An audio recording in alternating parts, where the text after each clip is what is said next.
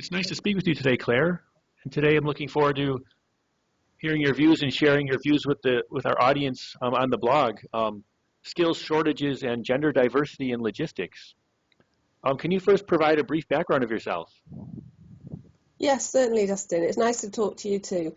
I've worked in logistics for about 20 years. I started out as a graduate trainee, and I spent quite a significant amount of my career working for myself as an interim manager, providing logistics services to various big blue chip companies on a short-term project basis. In my spare time, I also help to run an organisation called Women in Logistics UK, and I'm a trustee of an international charity called Transaid that uses transport skills around the world. Thanks. And can you talk about skill shortages as that's a major issue facing the industry? Certainly. So in the 20 years or so that I've been working in logistics, I've seen a number of changes across our sector. For example, the rise of IT, everybody is using more and more sophisticated information technology systems, and that puts a certain demand on management skills. Equally, we've seen an increase in home delivery, a change in lot sizes, more interest in risk throughout the supply chain, and challenges and questions about insourcing versus outsourcing. So all of these issues tend to demand a very specific skill set from managers who are working in logistics. And one of the things that I've noticed is that it is increasingly difficult, especially as the world economy seems to be recovering, to kind of get hold of the right kind of people who've got an interest in those issues, who have got experience and skills in those areas to really help logistics and supply chain organisations deliver at their best.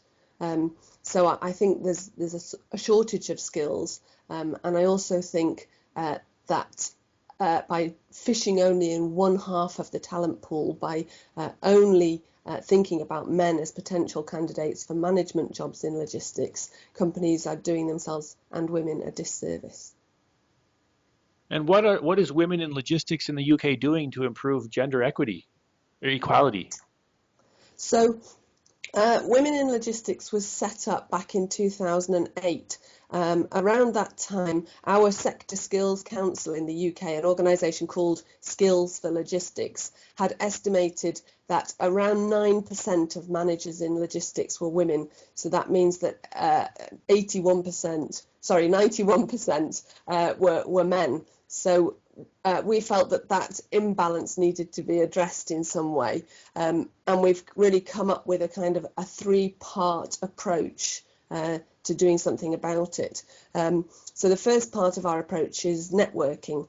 We run a number of different networking events throughout the course of the year. Of course, those are located in the UK, so they're really aimed at our UK audience. But equally, we have quite a strong online presence, particularly through our own website, which is womeninlogistics.org.uk, and also through LinkedIn, the networking website, so that people throughout the world can engage with each other, talk about logistics issues and issues of gender diversity that are relevant to logistics. So that's our first aim. Secondly, we run a mentoring scheme.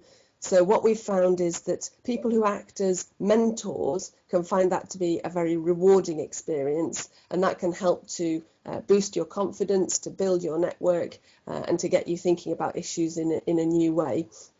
But equally, people who have a mentor can also find that a very helpful way to progress their career. And it seems to be particularly true for women in our industry, that having a mentor can really unlock career potential. So we run a mentoring scheme. And then our third aim is to make sure that we provide a platform for women to be part of the wider debate about logistics issues. So, for example, at our own networking events, we tend to have women at the front talking about their own experiences, talking about logistics issues, such as some of the ones that I outlined at the start of our interview.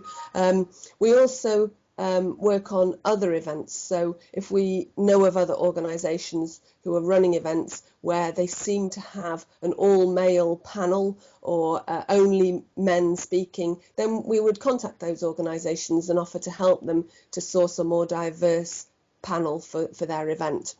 And then the third thing that we do is that we run an annual awards event, which is coming up at the end of June. So we encourage high-profile women and very successful women to put themselves forward for our awards, and then that gives them some publicity and puts them in a position where they can be role models really to other women in our sector to see what can be achieved. And is this the issue of gender equality, is it a problem for women or for everyone? Well, I'm glad you asked me that question, Dustin, because I suppose you could imagine that some men might find it somewhat threatening to have an organisation like Women in Logistics exist in the UK. And we talked about that amongst ourselves when we first set up our organisation. It was very important to us from the start to say that men are welcome to join. And there are a couple of different reasons for that. So one, if you look at some of the big companies who've been very successful in tackling issues of gender diversity, and you know, in Europe, I would particularly point to companies like Coca-Cola Enterprises, like Royal Mail in the UK, like the Royal Logistics Corps of the British Army. Those are some big logistics organisations that have worked very hard on gender diversity. And what we've found is that those have been successful because they've had women and men working as a team together to tackle these issues. And of course, the outcome benefits both women and men because it helps to overcome the talent issues that I was talking about before and the skills shortages, which are a problem for everybody. But then the second point is, you know, I mentioned earlier that men are half of the talent pool. But if you kind of break that down a bit more, you would say, well, white, middle class, able-bodied, heterosexual men with no caring duties at home are an even smaller, in fact, quite a tiny proportion of the workforce. And so for men who don't meet the stereotype, anything which challenges that stereotype and encourages diversity has got to be a good thing for them personally as well. And thanks for sharing today. Well, thank you. I would encourage anybody who's accessing this interview to have a look at the Women in Logistics website and perhaps to think about these issues and what you might be able to do locally to tackle them.